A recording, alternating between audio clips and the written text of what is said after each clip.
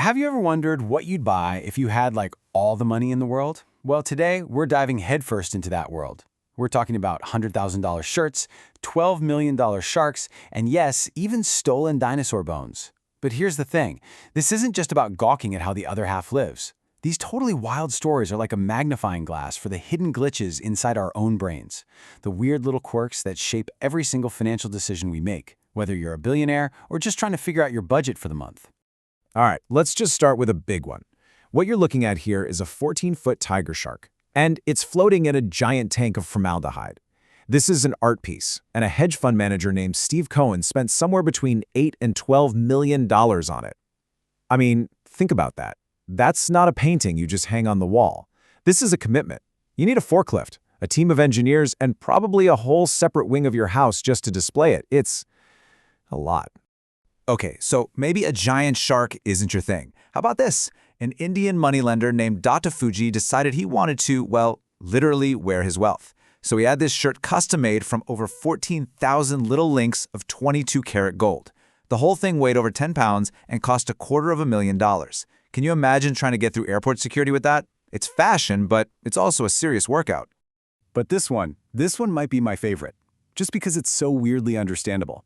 The story goes that the musician Bono was on a flight and just really didn't want to make small talk. So what did he do? He reportedly bought a separate, full-fare, first-class ticket for his hat, just so the seat next to him would be empty. In a world of over-the-top spending, maybe the greatest luxury of all is just some peace and quiet. So, okay, we've got a shark, a solid gold shirt, and a very, very well-traveled hat. And it is so easy to just look at this stuff and say, wow, rich people are weird, and then move on. But what if it's not that simple? What if these bizarre purchases are just supersized versions of the same weird mental shortcuts that all of us take? Is there some kind of hidden logic here? Or maybe, just maybe, it's a hidden illogic that's running the show. To really get what's going on, we have to look past the crazy price tags and look inside our own heads.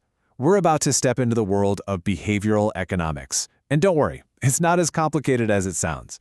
It's basically the science of the brain's hidden glitches, the predictable, often irrational ways we all think about money. For the longest time, right, traditional economics had this idea that we're all perfectly rational, that when it comes to money, we're like Mr. Spock from Star Trek, cold, calculating, always making the most logical choice to get the best outcome. But behavioral economics came along and said, no way. It turns out we're actually much more like Captain Kirk. We're driven by our gut, by emotion, by a whole bunch of mental shortcuts, what scientists call biases. So let's meet the first big glitch. It's called overconfidence bias. This is that little voice in your head that whispers, you got this. You know exactly what's going to happen. You're way better than the average person at this. We all have it. It's what makes us think we can time the stock market perfectly or that our new business idea is a guaranteed success. We overestimate our own skills and totally underestimate the risks, and that can lead to some overly ambitious decisions. And then we have its very powerful, very sneaky cousin, loss aversion. Here's the deal with this one. Psychologists have proven that the pain you feel from losing $100 is roughly twice as strong as the happiness you feel from finding $100. Let that sink in. The fear of losing is so powerful it literally outweighs the pleasure of winning. This is why we do all sorts of irrational things, like desperately holding onto a stack that's tanking, just because selling it would mean we have to admit we lost. We hate that feeling so much, we'll often lose even more just to avoid it. So what happens when you take these universal human brain glitches and you give them a billion-dollar bank account to play with? Well, you don't just get weird art and gold shirts. You get some of the most spectacular, colossal business failures in history. And this brings us to a third key glitch. Herd behavior. This is that deep primal instinct to just follow the crowd.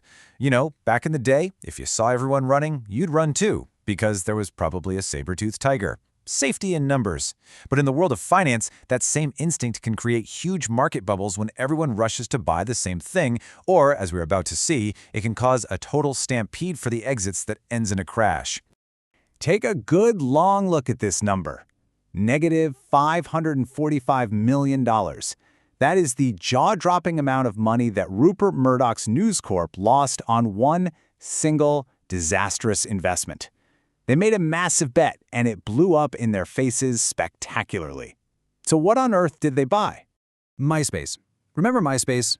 News Corp bought it for $580 million, right when it was the biggest thing on the planet. They thought they had the future of the internet locked down. But here's the thing about herds, they can change direction in a heartbeat. And almost overnight, the entire herd, all the users, all the advertisers, stampeded over to this new, cooler thing called Facebook. News Corp was left holding an empty bag and ended up selling MySpace for just $35 million.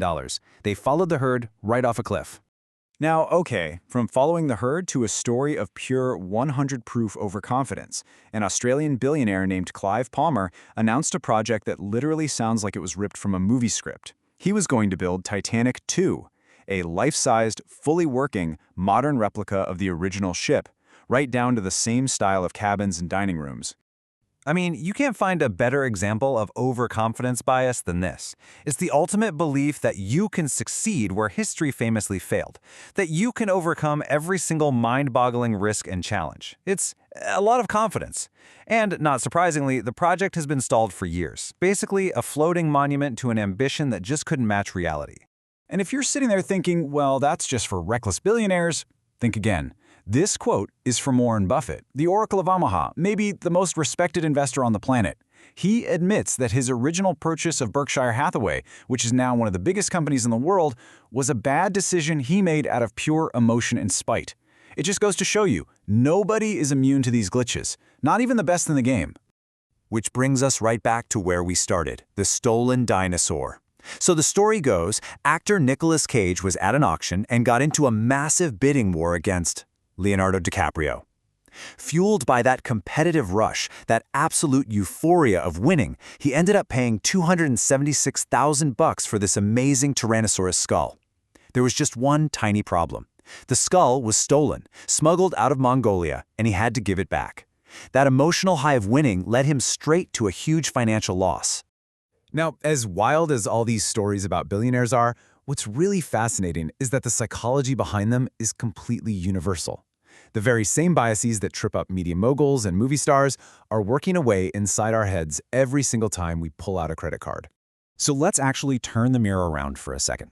Let's forget about the millions and the billions. How do these exact same glitches, that overconfidence, that loss aversion, that herd behavior show up in your life? Because they do. Just think about it for a second. Any of this sound familiar? You keep paying for that gym membership you haven't used in 6 months because you hate the idea of losing the money you already spent. Boom, that's loss aversion. Or holding onto that one terrible stock, just praying it'll get back to what you paid for it. Classic loss aversion. How about being 100% sure that this time your super strict new budget is going to work perfectly? Yup, that's your overconfidence bias talking. And buying that new gadget you keep seeing all over social media? That, my friends, is pure herd behavior. And this really is the biggest takeaway of all. These mental glitches, they're not a side effect of being rich. They're a side effect of being human. Money doesn't make you immune to them. It just acts like a giant amplifier. It turns up the volume. The psychological tick that makes you hold on to a failing stock is the exact same one that can cost a corporation hundreds of millions of dollars. The only thing that changes is the number of zeros at the end. So we'll leave you with this question. Now that you can actually put a name to these glitches, overconfidence, loss aversion, herd behavior, take a second and ask yourself, which one of these is having the biggest impact on your wallet? Because honestly, just being able to spot the glitch is the first, most important step to fixing it. Thanks for tuning in.